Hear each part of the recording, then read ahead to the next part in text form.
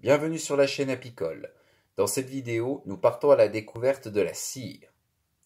La cire d'abeille est extraite des différents végétaux, bourgeons, fleurs et autres par les abeilles, puis ensuite acheminée jusqu'à leur ruche, où elles s'en servent pour pouvoir bâtir leurs abris. Physiquement, la cire d'abeille se présente de la manière suivante.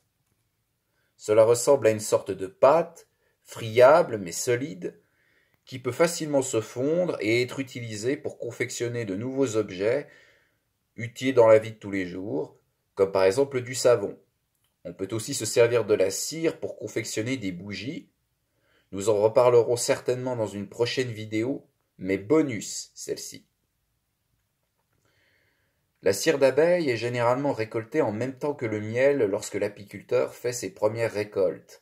Il n'est pas rare qu'elle soit mélangée.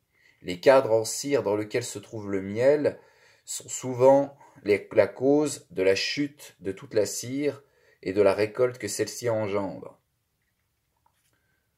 La cire n'est pas vraiment utilisée aujourd'hui dans le commerce, car la plupart des gens préfèrent consommer le miel plutôt que la cire.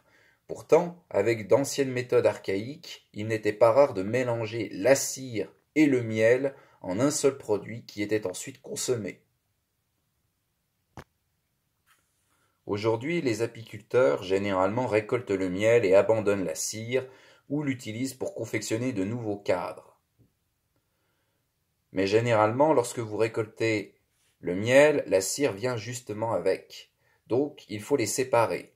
Une fois que vous avez réussi à racler entièrement la cire présente dans le miel et à la mettre dans un petit tonneau comme celui-ci,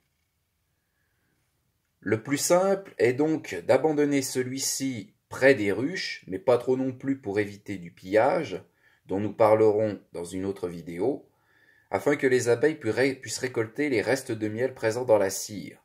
Vous n'avez plus ensuite qu'à récolter la cire et à l'utiliser pour vos besoins personnels. Encore une fois, vous pouvez créer différents objets tels que du savon, des bougies, ou même vous en servir pour le fondre, le mettre dans un moule et fabriquer de nouveaux cadres.